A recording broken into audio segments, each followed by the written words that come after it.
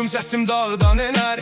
Qarabalı ürəyi heç vaxt sönmər. Köklər dərindədir torpaq yaddaşım. Obamın nəfəsi elimdir yaraşım. Kaspi yolunda adımız iz qoyar. Gecədə gündüzdə bu səsim uçar. Dosta qonşuda bilir bir həqiqət. Birlikdə güc var, sükutda mərhəmət. Var olsun Qarabağ, var olsun elimiz. Unutmaz adını heç vaxt dilimiz. Töreyle dinle, döyüner kalbimiz. Harda olsak da biz bizi bil.